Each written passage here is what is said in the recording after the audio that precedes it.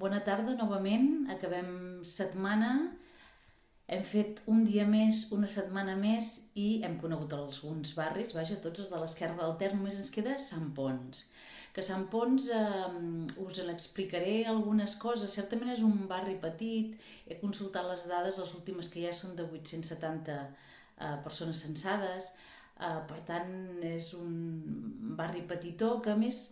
té una característica que és que l'Avinguda de França limita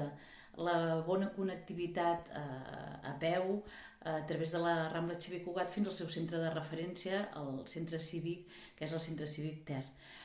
Però tot i així tenen un petit espai, un local per les reunions d'associacions de veïns i actes de petit format. Per tant, us explicaré algunes de les característiques i entitats i associacions presents al barri de Sant Ponç. La més coneguda segurament per tots vosaltres, el GEC. En el seu centre més antic, dels que té, el de Palau, el de Sant Narcís, aquest va ser el primer, precisament, i a partir d'on creix el GEC. I l'any 72 m'ha fet gràcia, perquè és l'any que jo vaig néixer, inauguren la primera piscina climatitzada de la ciutat i això els hi dona un fort creixement i reconeixement. Us deixo imatges sobre el GEC de Sant Ponç, dues amb contrastos. Per un costat, l'any passat celebràvem el centenari del GEC. Hi va haver-hi moltes activitats, moltes conferències, molt interessants, la veritat, us en deixo algunes imatges. I una altra més trista de fa poques setmanes, d'un acte que es va fer per donar a conèixer els danys que havia patit el GEC de Sant Ponç i on s'anunciava una campanya de suports. Us deixo imatges tan contrastades, però que les dues tenen a veure amb el GEC. I a part del GEC tenim dues entitats més sense ànim de lucre que treballen des de Sant Ponç en l'àmbit social en aquest cas. Per un costat us parlaré primer d'ACAS, l'Associació Comunitària Antisida,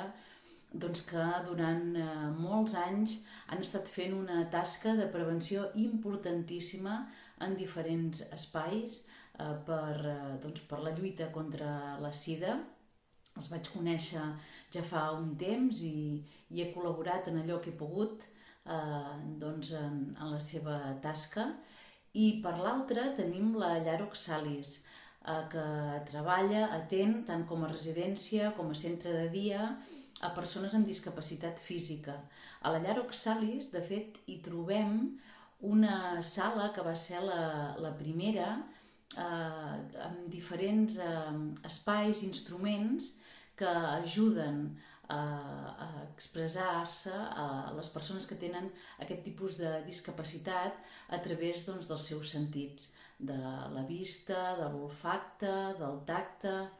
I vaig tenir l'oportunitat, quan era regidora de Drets Socials, de visitar-la. No ho coneixia, em va sorprendre moltíssim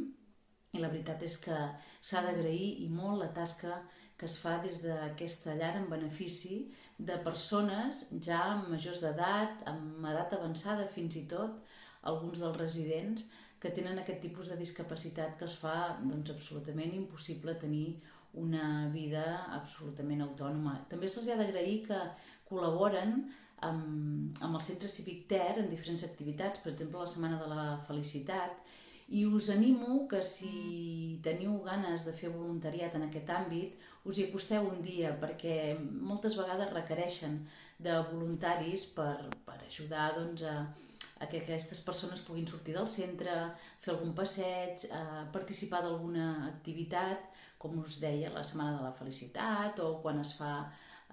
la trobada a la plaça del Mercat de Lleó, organitzada per Lluito per Tu, en fi, diferents activitats requereixen de persones que puguin ajudar a traslladar als usuaris aquestes activitats. Per tant, us animo a conèixer-ho si en teniu ganes de participar d'aquest àmbit de voluntariat i acosteu-vos-hi el dia que vulgueu, que segur que us ensenyen al centre molt de gust. Com a espais de trobada, a Sant Ponç tenim des del carrer Esport fins al carrer Pep Colomer algunes zones d'esbarjo, places de trobada amb alguns equipaments infantils i també